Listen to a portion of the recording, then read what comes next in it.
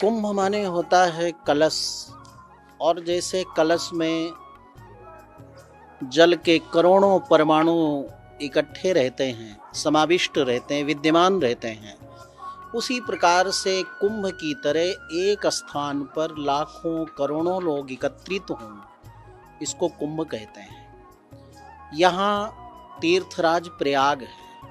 तीर्थ कहते हैं तीर्थी कुर्वन्ति तीर्थानि स्वान्तस्थेन गदाभृता। जहाँ सत्पुरुष अपने अंतःकरण में परमात्मा का अनुभव, दर्शन, चिंतन, मनन, ध्यान करें, उस स्थान को तीर्थ कहते हैं। तीर्थ जल को भी कहते हैं। और जहाँ अनेकानेक लाखों महात्मा भक्त अपने अंतःकरण में प्रभु का चिंतन करें, वो तीर्थराज हो जाता है। समस्त धरती में कम से कम 60 करोड़ तीर्थ हैं। 60 करोड़ तीर्थ का नाम स्मरण करना मुश्किल है, लेकिन यहाँ पर एक साथ 1 महीने तक कुंभ पर्व के समय में धरती के 60 करोड़ तीर्थ आकर निवास करते हैं।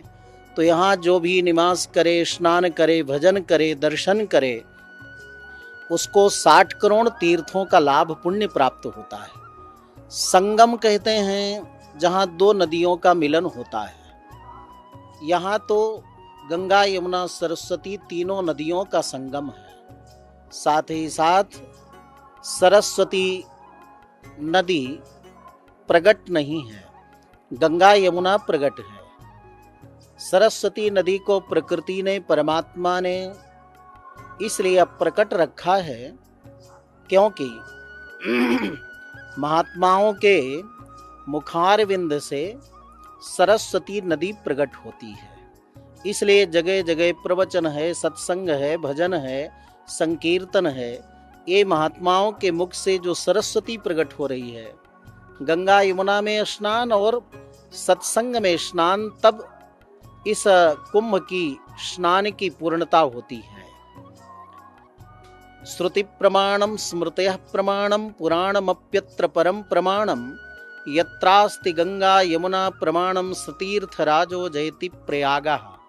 जहाँ गंगा यमुना सरस्वती तीनों नदियों का संगम हो, वो तीर्थराज है।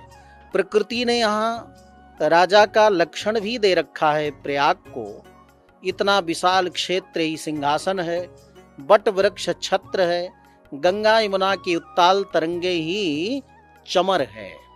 चारों तरफ यहाँ तीर्थों का क्षेत्र है। ऐसे तीर्थराज प्रयाग में आकर व्यक्ति अपने तन, मन, चित्त, अंतःकरण, आत्मा को शुद्ध कर अमृतत्व की आनंद की प्राप्ति करता है। इस भव्य कुंभ में स्वच्छता और पवित्रता दोनों एक साथ देखने को मिल रही है। इसलिए युवाओं का भी बहुत इधर आकर्षण है। यहाँ के लिए अनेक कला केंद्र बने हुए हैं।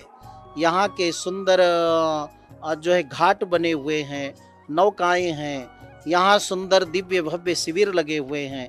इसलिए सभी युवाओं का मन भी इधर आकर्षित होता है। यहाँ आने पर युवाओं को हमारी संस्कृति का हमारी परंपराओं का बोध होगा, ज्ञान होगा।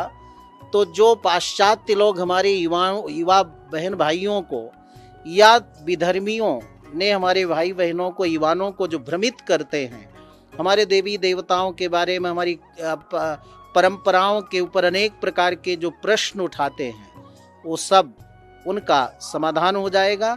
और हमारे युवा बहुत संस्कार से, संस्कृति से, अपनी परंपरा से दृढ़ होंगे। ये इसलिए हम सबको बड़ी प्रसन्नता है कि युवा लोगों का आगमन ये हमारे देश के लिए, हमारी संस्कृति के लिए और युवा भाई बहनों के लिए भी बहुत मंगलकारी, कल्याणकारी है। और विश्व के लिए भी एक सुंदर संदेश भी जाएगा। हमारा सनातन धर्म सबसे प्राचीन है और ये शाश्वत है, नित्य है, अजर अमर है। क्योंकि कब से प्रारंभ हुआ यही नहीं मालूम, तिथि निश्चित नहीं, और अंत तो होना ही नहीं है। तो जिसका आदि अंत नहीं, वही अनंत है, वही शाश्वत है, वही सत्य है। ऐसे हमारे सनातन धर्म के लिए तो बोर्ड होना ही चाहिए और इसके लिए सभी को प्रयास करना चाहिए।